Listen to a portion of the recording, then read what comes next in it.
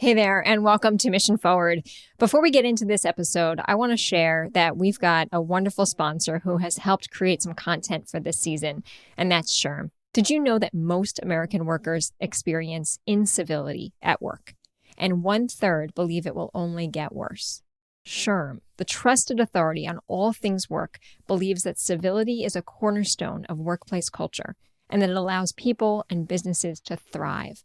Imagine a world of work that fosters respect across the exchange of ideas and opinions. Well, SHRM is on a mission to empower all of us to transform our workplaces one conversation at a time. Learn how at shrm.org. And now, on to today's show. Breaking news. It's the year of the chatbot. The latest setback for climate action. The latest Supreme Court ruling. In the latest Supreme Court ruling, the court is set to redefine.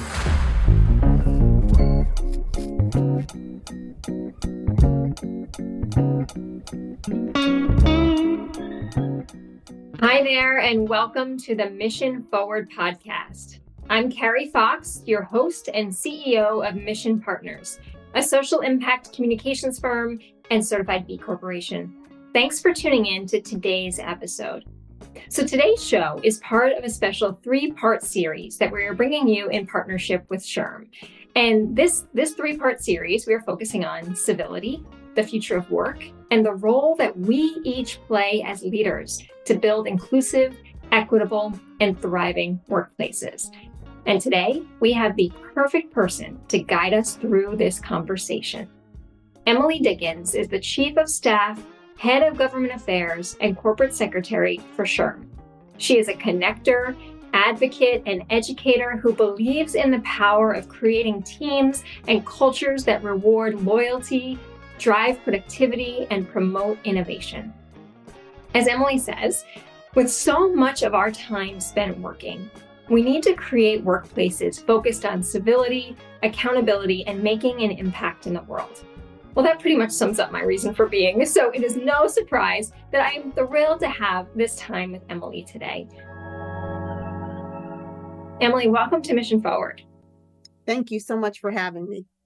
I'd love you to tell us a little more about you. How did you come to this line of such deeply purposeful work that you do today? So I think the one word that describes my career path is unconventional. I am a first-generation HBCU grad who really just wanted to be a lawyer because that's success. Lawyer or doctor, that is success in our community. And but I knew early on I didn't want to spend all my time in a courtroom. Mm-hmm. And in law school, my last year of law school, I had the opportunity to learn more about public policy and being a lobbyist and working in local government, and ended up with the first job of working in local government for the mayor of a town called Chapel Hill in North Carolina. And really understanding how when people pay really high taxes, they have high expectations. Mm. So that was a great experience, which led me to working in higher education at the state level, and ultimately for one of the largest higher education systems in the country, the University of North Carolina system. And then ultimately in DC as a VP of public policy. So my career has been someone with a background in public policy, legislative affairs, registered lobbyist. I've been a time or two as well. And I was working with our current CEO on something that I was passionate about, access to higher ed. I was a general counsel at an organization called Thurgood Marshall College Fund. And Johnny then our CEO got an offer to come to SHRM. And I was happy for him and worried about how we were going to continue to raise money at the other location because he gave us 6 months notice, which is great. But turns out Johnny had other plans and told me I was coming to SHRM to be chief of staff. So ended up at SHRM. And it's funny that you asked that question about mission and purpose, because for the first few months, I kept thinking, what's the mission? What's the purpose here? This is a trade association. It's a membership association. And for years, I'd been this voice, this advocate for people to have access to higher ed who couldn't afford it. So I always had that purpose. I always knew that why, because I knew education changes lives. And ultimately, HR changes lives. And that's how I became more comfortable with the purpose here. Mm-hmm. It's just that the HR profession needed a voice. Mm. They needed an elevated voice to talk about what they do, because guess what? They don't talk about what they do. They put their heads down, they get it done. They try to keep employees happy, they try to keep employers happy, and they're often stuck in the middle. And they are never giving themselves a pat on the back about the lives they're changing. Anytime they help push through bonuses and salary increases and professional development opportunities, anytime they place people in their next job, you're changing lives and livelihoods. And HR really doesn't give itself the credit it should. So my purpose and mission now is to be that voice and to use the voices of our members and our A team, which is our advocacy team, which is close to 30,000 people, in making sure that there are laws and regulations and policy that make workplaces better, so our professionals can continue to contribute positively to lives and livelihoods. Wow. Oh my gosh, Emily, I love that so much. And I'm thinking about all of the times over the years that I have heard someone, a leader, in a moment of transition or in a challenging environment. And what they often say is there a policy for this? It is the go-to that we think about the importance of good, effective policy, both at the federal and the state level, but also really internal policy. And you're guiding that so effectively. You, Emily, are so clear in your values and your principles. And I wonder if there's anything you want to share about where that clarity comes from, because it's really inspirational to see how you talk about your work and your values.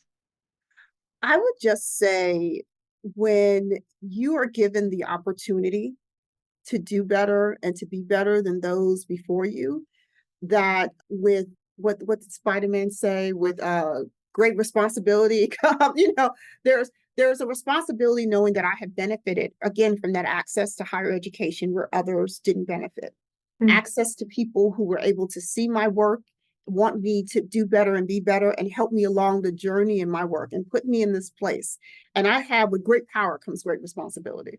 So I have a great power to help change lives through my work. And I have a responsibility to bring people along with me and to help others in that way. And that's just the way I think the more you give back, the more you get. And so you're constantly giving because you're receiving so much. So we've got that power and responsibility in common. I often say there's great power in how we communicate and how we shape culture, how we shape behavior, how we build civility. Starts really with how we communicate and engage and listen, right? Both the two-way communication. And that's some of what we're going to talk about today. I'm so excited to get into this conversation with you. This is the second conversation we're having, as noted earlier, coming off of this great conversation with Jim last week. And he told us a little bit about this civility campaign and some of the new research behind it. But I'd love to hear more from you. What inspires you and excites you about the civility campaign that recently launched? So I shared the story of working for the Thurgood Marshall College Fund. I was general counsel there. I was so excited to take that job because what lawyer doesn't want to be a general counsel, right? But I was also excited to get away from working in the policy arena and the legislative space. You saw at that point that elected officials were not being as kind to one another. And there was a point in this country where you would look at other countries, and on the bloopers show, you'd see people fighting at their county and state legislature. And we would think it was so funny. We're laughing at it. But the idea that could happen here seemed so far-fetched.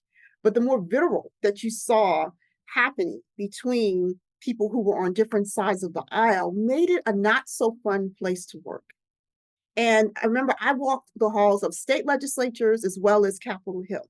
And so there was this wanting to get away from that negativity is one of the reasons I wanted to leave that space. And so we're so happy to go and just focus on the law. Ultimately, I ended up having responsibility for government affairs.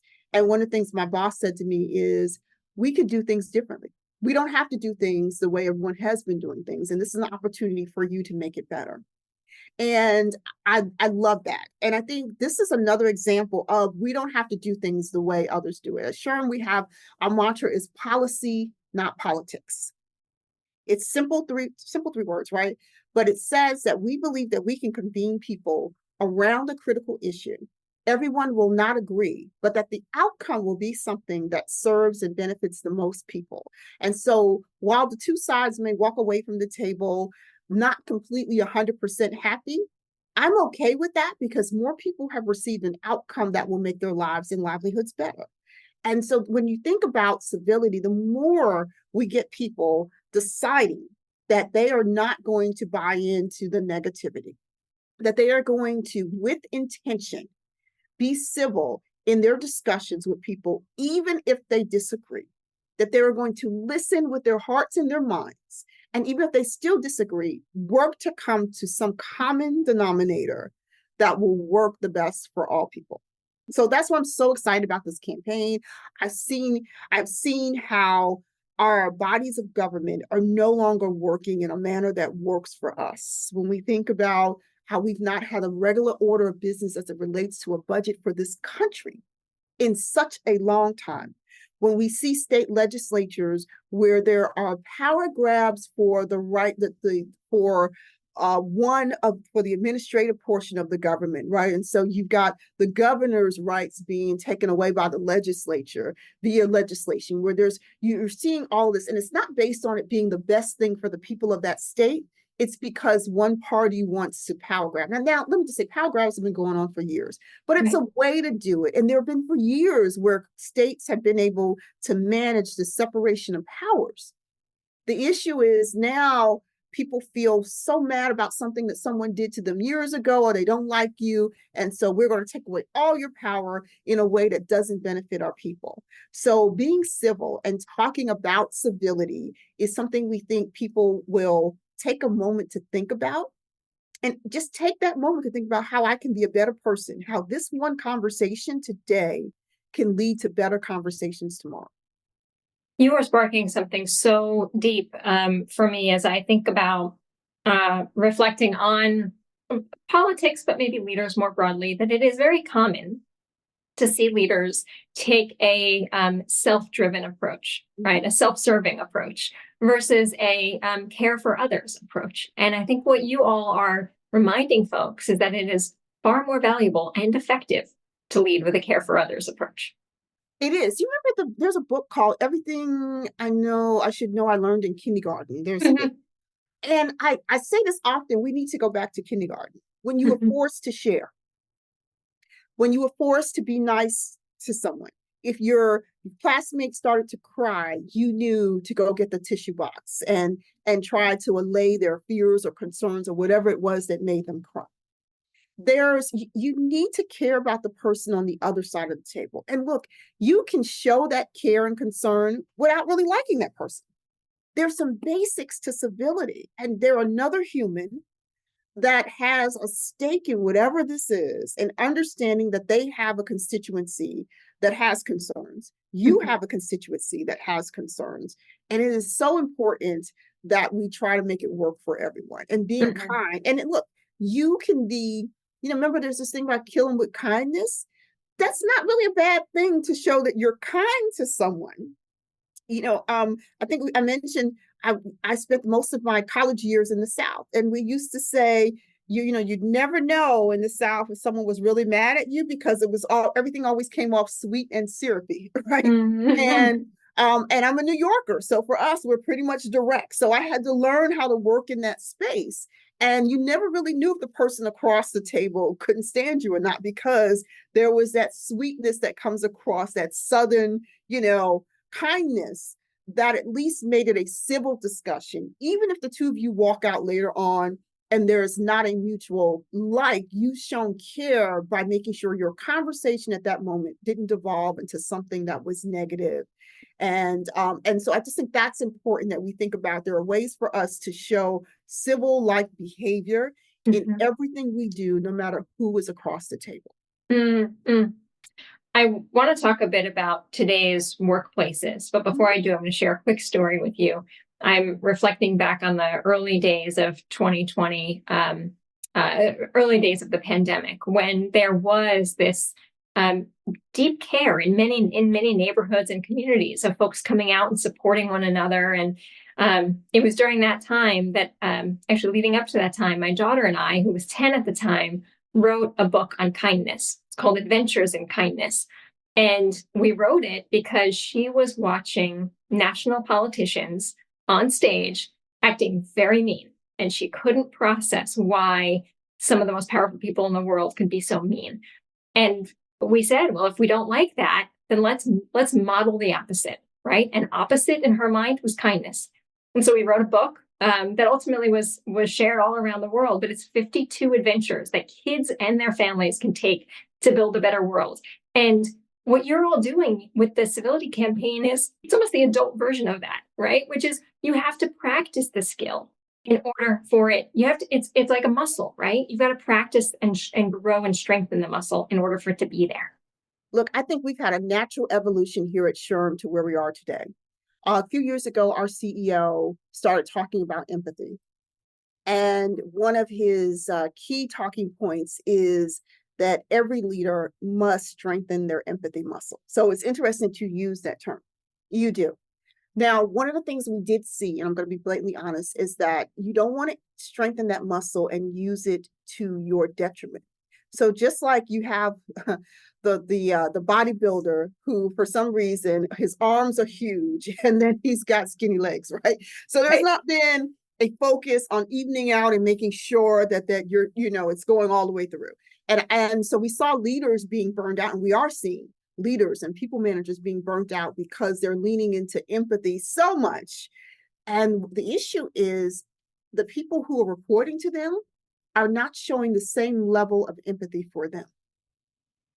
So as a people manager, the level of stress that you're seeing because you're trying to be accommodating to your employees, but there is no effort on their part to be, because they don't feel like they got to accommodate you.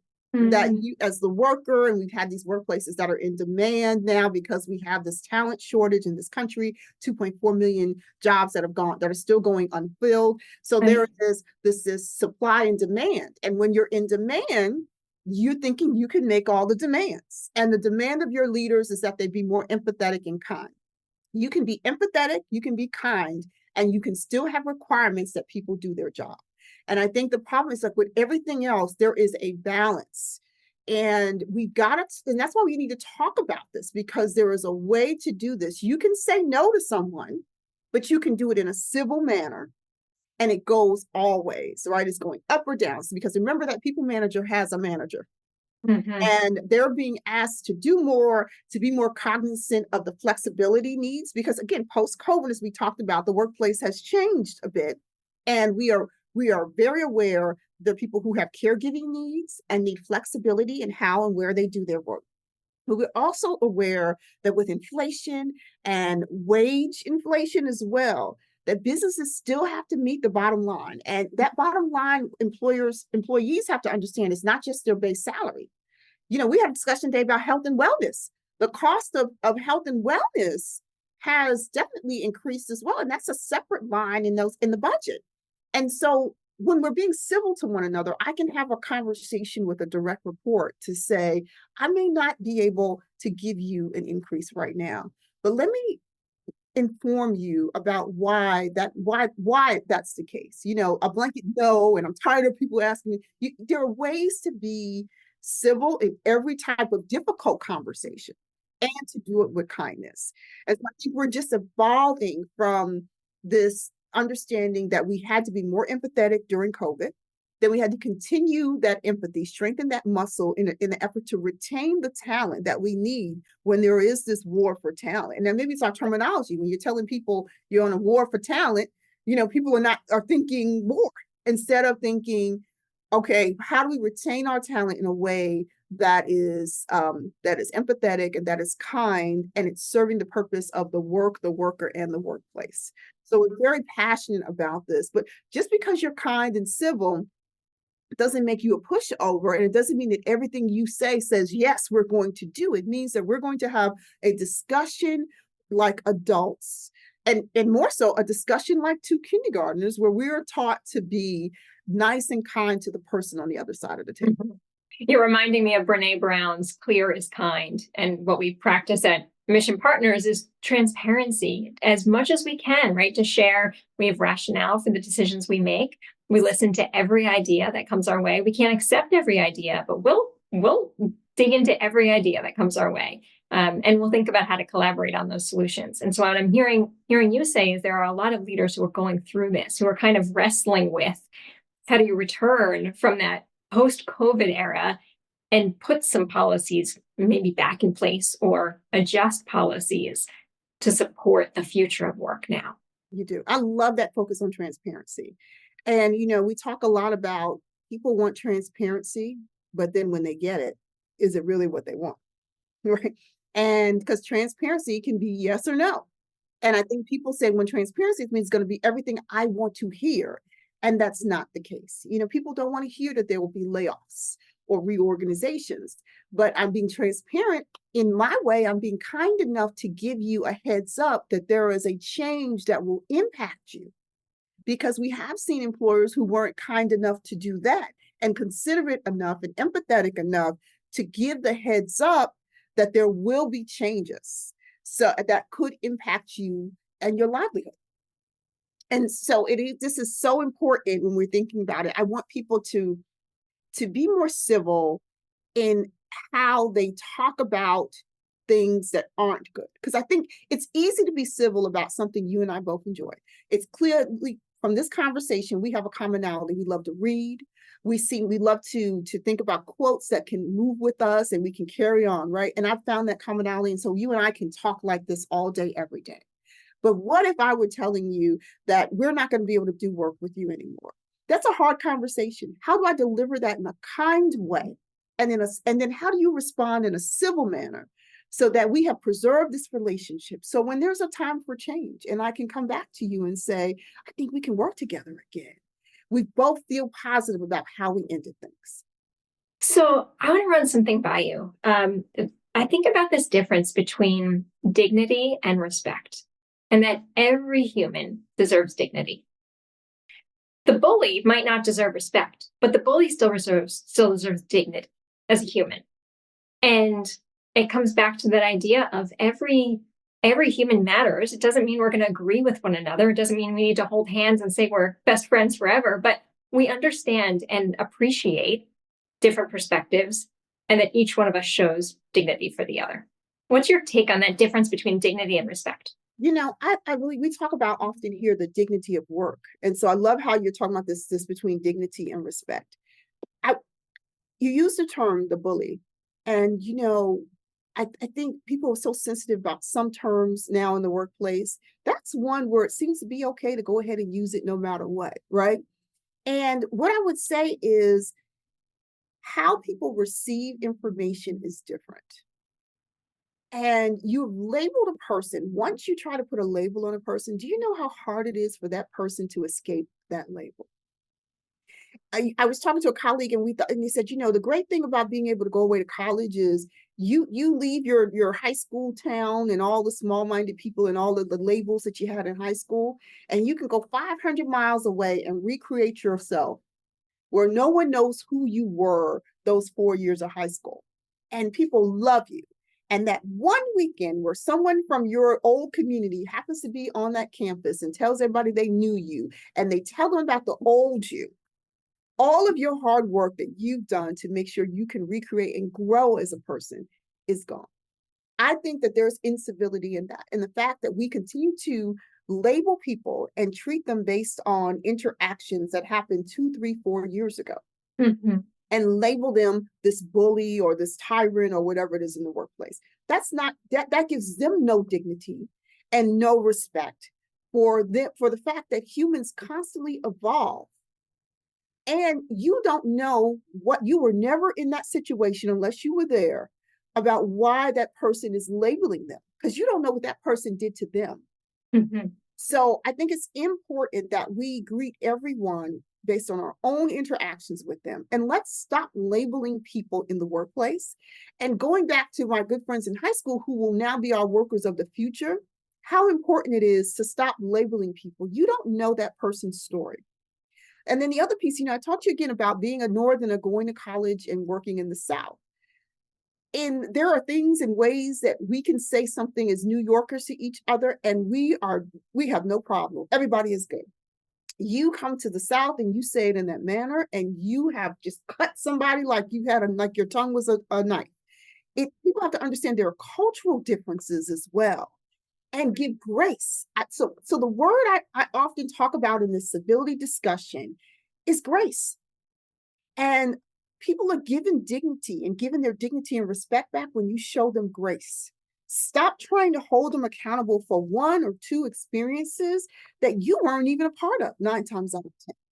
This is a cyclical piece where it is dignity, respect, and the third thing I would say is grace. You need that because you weren't there, and you need to understand that people evolve and that they have different cultural things that make them who they are, and give some understanding of that because you would want them to understand that for you. Right. We're more than our worst thing. We are. Right. There's another quote, Brian Stevenson. Yeah. I'm writing that down. So we are all more than our worst thing.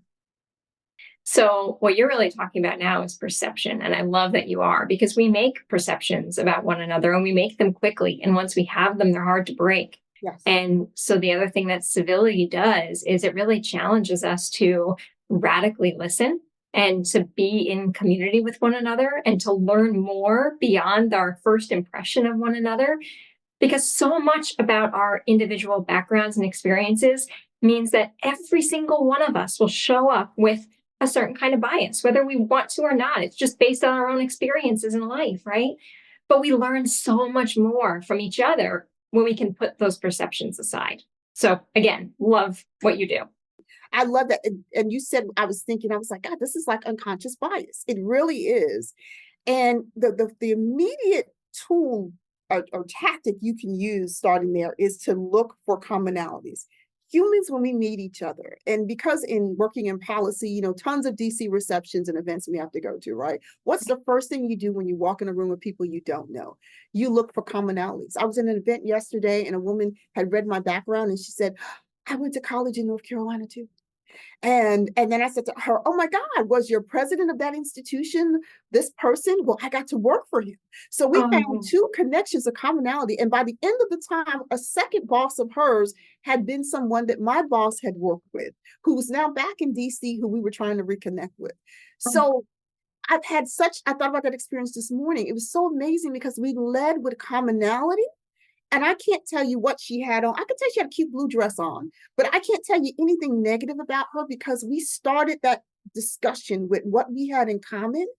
And we were so open to one another. And if we start there instead of what the bias may be, I think that we can just really be more civil to one another by just starting with our commonalities. I love that. How are we, Emily, almost done with this conversation? That went way too fast. So I would love us to go back to something that I'd really love you to share a little more about, which is this 4-part action steps that employers can take to promote civility. And I'll prompt you there. Maybe you can tell me a little more about those 4 steps. Or if there's something else that feels pressing on your mind, you can go there too. I'm going to say 4-part action steps that companies can take. And I think also, if I can also say companies and people managers, and let me say why, if you don't mind. Yes. SHRM did some research back in 2019 on workplaces, and we learned about toxic workplaces. And we learned that the person, and we knew this, but it was really confirmed that the person who impacts your experience at work the most is your people manager. So you can love your CEO and say they are the best person, but if you don't report to that person, that he or she has no control really over your overall daily experience. And so we're talking a lot about what companies should do, but really let's whittle this down to what they should hold their people managers accountable for. And I think number one, as a lifelong learner, I'm going to say first is listen and learn.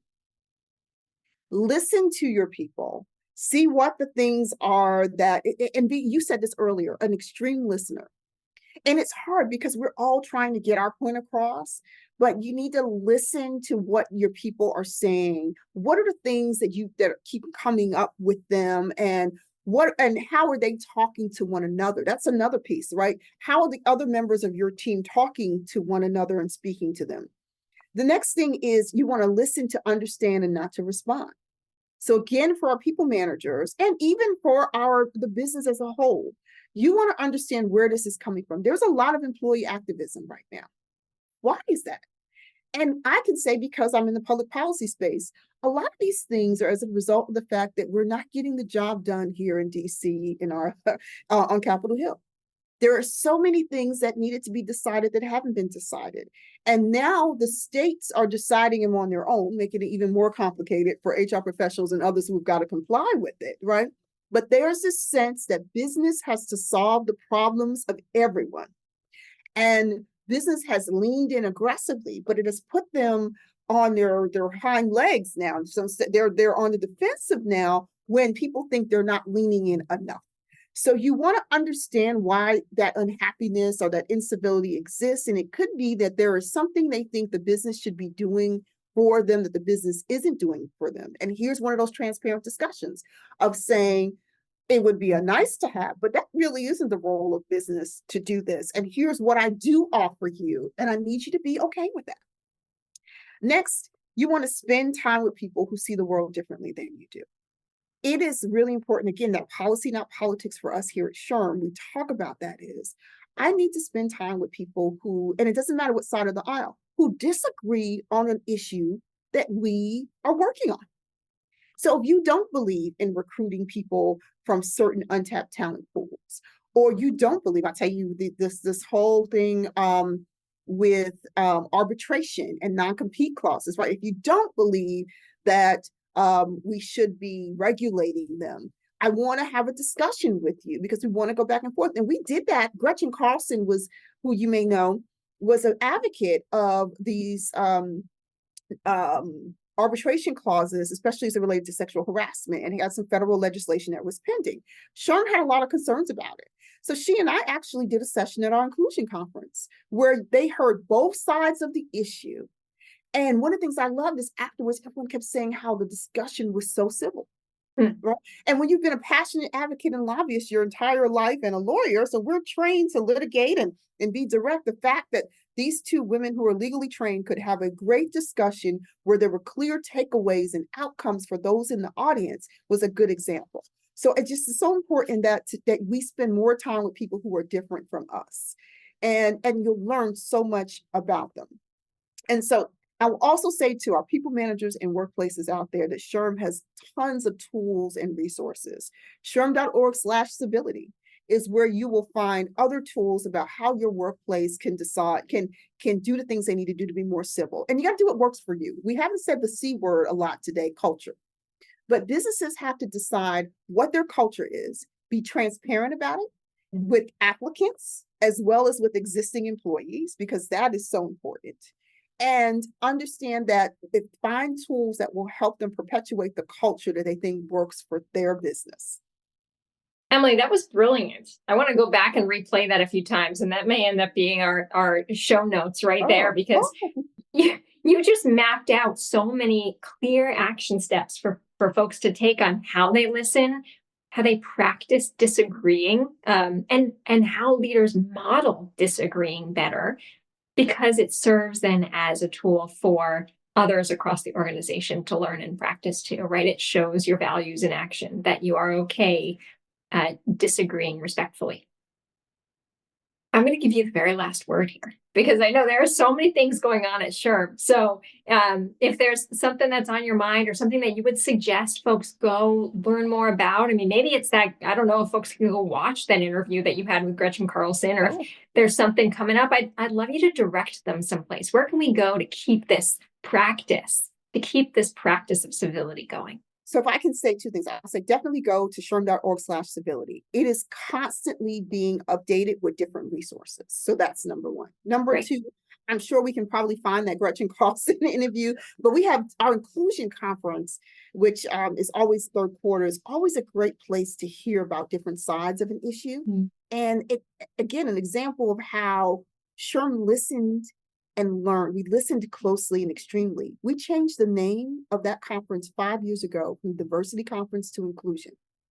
We heard our members, we heard employees saying that you can count every day, all day in terms of numbers and who's in the building. but are they feeling included?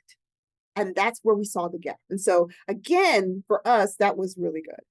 And then I want to leave you with a word that I hope will permeate through everyone who's thinking about how they can be more civil in the workplace. Let's show some grace. It is, to me, a power word. We don't do it enough, and I think it's important that you want people to show grace for you, but if you're an independent contributor and you've got a manager that is being pulled in all directions, how much grace have you shown them throughout this trying period of the last 4 years? And many of these people don't want to sit in those seats. We're seeing fewer people who want to ascend to management. So I want to make sure that they are showing grace for the business and the leaders who have to make critical decisions around that C-suite table every day, because everything won't always work for everyone. And then show grace for that person who is closest to you in determining your day-to-day experience in the organization. Emily, you've got to me. I think I'm getting a little teary-eyed here because I absolutely love that you just said grace is a power word. And I want to reinforce that to the audience. We talk a lot about how some of those power skills goes back to one of the norms, right? There are norms on what we think about power skills in business, but that grace and empathy are some of the greatest power skills that leaders can have today. Absolutely. So thank you. Thank you for modeling that and for leading this work so wonderfully and for being our partner in this conversation today. Well, thank you for having us. It is an honor. And we're going to be talking about this for 2 years, so we hope to see you again. That sounds like a plan. Thanks so much, Emily. You're welcome. Did you know that most American workers experience incivility at work? And 1/3 of those workers believe it will only get worse. SHRM, the trusted authority on all things work, believes that civility is a cornerstone of workplace culture that allows people and businesses to thrive. Now, just imagine a world of work that fosters respect across an exchange of ideas and opinions. Well, SHRM is on a mission to empower us all to transform our workplaces, one conversation at a time. Learn how and join them at SHRM.org. That brings us to the end of another episode of Mission Forward. If you like what you heard today, I hope you'll stop right now and give this show a 5-star rating wherever you are listening to this podcast. Maybe even forward it to a friend who you think would enjoy today's conversation. And of course, check out the show notes for all of the links referenced in today's show. Mission Forward is produced with the support and wisdom of Pete Wright and the True Story production team, as well as the wonderful Sadie Lockhart of Mission Partners.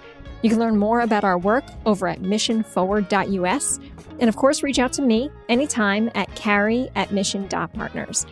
Thanks for tuning in today, friend, and I'll see you next time.